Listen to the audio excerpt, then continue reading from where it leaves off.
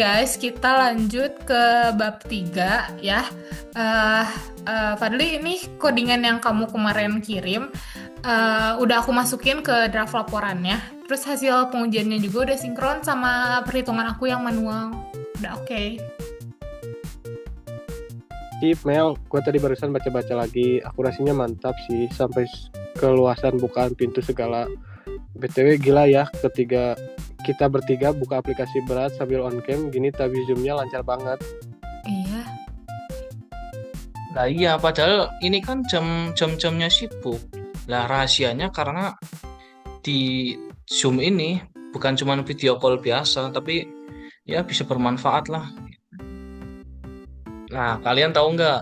Zoom itu kan di dalam sistemnya dia salah satunya memakai big data. Nah, tujuannya buat apa? Ya buat ngatur traffic kita. Waktu kita membuat Zoom itu banyak orang yang pakai Zoom setiap hari malah karena mereka harus menganalisis data jaringan secara real time dan bisa jadi buat kuliah kayak pada saat ini kita melaksanakan pakai Zoom.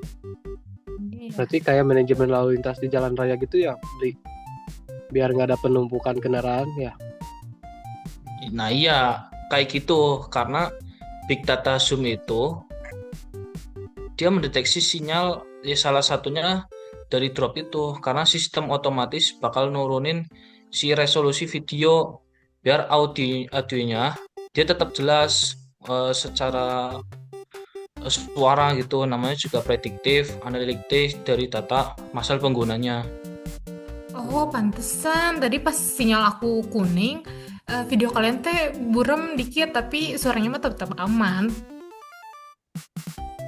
Dli, ngomongin soal teknologi, aku dengar kalau misalnya kantor konsultan tuh sekarang banyak pakai Zoom Rooms ya. Itu masuknya kemana deh, Dli?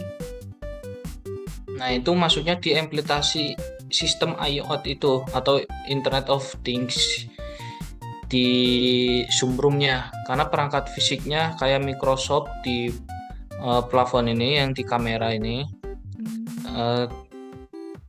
dia sampai tablet kontrolernya itu semuanya benda pintar, artinya yang nyambung ke internet. Berarti sama kayak sensor yang kita pelajari di sipil ya, Beli buat pantau beban jembatan ya. Semua ngirim data ke pusat, kontrol lewat internet.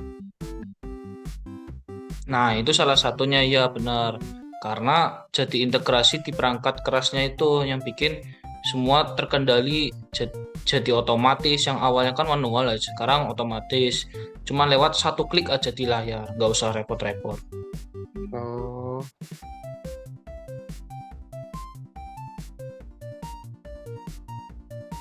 Dwi, kamera kamu kok bisa menyesuaikan sendiri gitu pas kamu gerak, kayak ada yang gerakin gitu, keren.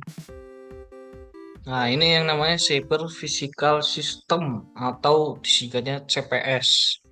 Nah, ini fungsinya lebih dari IoT karena di IoT itu cuma nyambung. Nah, kalau ini dia aksinya timbal balik antara sistem di digital cybernya ke perangkat fisiknya. Makanya dia bisa otomatis ngikut itu. Kayak lebih fokus ke objek yang dituju itu.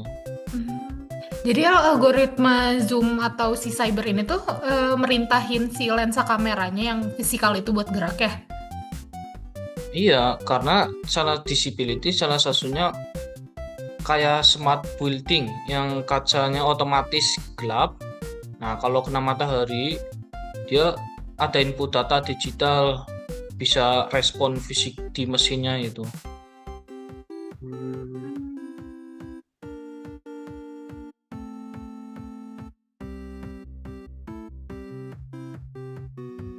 Wah, gila ya, ternyata aplikasi yang kita pakai buat ngerjain tugas sipil ini bareng-bareng, ya buat kalau misalnya kita lagi jauh gini, ternyata teknologinya sedalam itu ya, kayak ada big datanya, IoT, dan CPS-nya kerja barengan, keren banget. Bener, jadi makin semangat nih beresin laporan kalkulator Batak kita. Yuk lanjut, aku mau masukin kesimpulannya. Nah, sip lah, aku stop recording dulu ya. Karena buat bukti diskusi kelompok kita hari ini nanti tak masukin ke link YouTube-nya. Sekalian ini masukin skin-skinnya, oke? Oke. Oke guys. Oke.